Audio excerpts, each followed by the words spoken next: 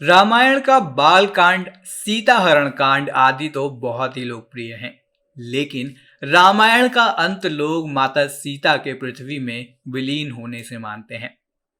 भगवान विष्णु का सातवां अवतार यानी भगवान श्री राम मानव रूप में थे और इसलिए उनका देह त्यागना भी आवश्यक था।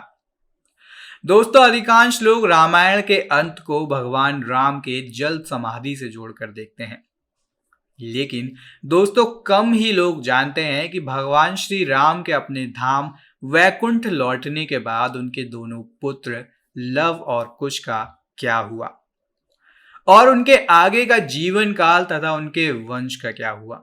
दोस्तों, उत्तर रामायण में हमें भगवान श्री राम के उन पुत्रों की गाथा सुनने को मिलती है जिन्होंने अपने शौर्य और वीरता से भगवान श्री राम के भाई भरत, लक्ष्मण, शत्रुघ्न और यहां तक कि हनुमान जी को भी बंदी बना लिया था। तो आइए दोस्तों जानते हैं भगवान श्री राम के बैकुंठ लौटने के बाद इन दोनों राजकुमारों का क्या हुआ था। नमस्कार और स्वागत है आप सभी का हमारे चैनल द दैविक पर।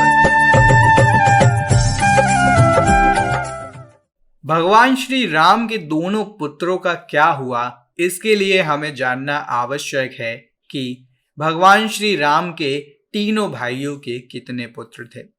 तो दोस्तों, भरत के दो पुत्र थे जिनका नाम था तार्क्ष और पुष्कर। इसी तरह लक्ष्मण के पुत्र चित्रांगद और चंद्रकेतु। इसी तरह शत्रुघ्न के पुत्र थे सुबाहु और सूरसेन। दोस्तों, मथुरा का नाम पहले सूरसेन हुआ करता था। लव और कुश भगवान श्री राम और माता सीता के जुड़वा बेटे थे। जब भगवान राम ने वानप्रस्थ लेने का निश्चय किया और भरत का राज्य अभिषेक करना चाहा तो भरत नहीं माने। अतः दक्षिण कौशल प्रदेश यानी कि आज के छत्तीसगढ़ में कुश को और उत्तर कौशल में लव का राज्य अभिषेक कर दिया गया। भगवान राम के काल में भी कौशल राज्य उत्तर कौशल और दक्षिण कौशल में विभाजित था। कालिदास के रघुवंश के अनुसार भगवान राम ने अपने पुत्र लव को शरावती और कुश को कुशावती का राज्य दिया था। शरावती को श्रावस्ती माने तो निश्चय ही लव का राज्य उत्तर भारत में था और कुश का राज्य दक्षिण कौशल में। कुश की राजधानी कुशावती आज के बिलासपुर जिले में थी। भगवान राम की माता कौशल्या की जन्मभूमि माना जाता है। दोस्तों, राजा लव से राघव राजपूतों का जन्म हुआ जिनमें गुर्जर, जयास और शिकरवारों का वंश चला। इसकी दूसरी शाखा थी सिसोदिया राजपूत वंश की, जिनमें बैचला और गहलोत वंश के राजा हुए। कुश से कुशवाह राजपूतों का वंश चला। ऐतिहासिक तथ्यों की माने तो लव ने लवपुरी नामक नगर की स्थापना की थी, जो वर्तमान में पाकिस्तान स्थित शहर लाहौर है। यहाँ के एक किले में लव का एक मंदिर भी बना हुआ है। लवपुरी को बाद में लौहपुरी कहा जाने लगा। दक्षिण पूर्व एशियाई देशों लाओस, थाई नगरी लोपपुरी दोनों ही उनके नाम पर रखे गए स्थान हैं।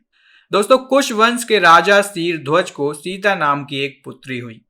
सूर्यवंश इसके आगे भी बढ़ा, जिसमें कृति नामक राजा का पुत्र जनक हुआ, जिसने योग मार्ग का रास्ता अपनाया था।